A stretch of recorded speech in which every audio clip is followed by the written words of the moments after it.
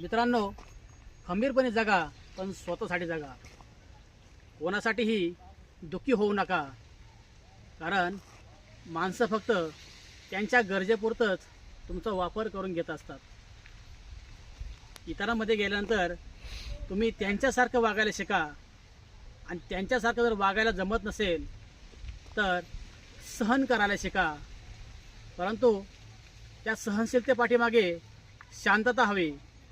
नुसतंच आतलं मरण नको.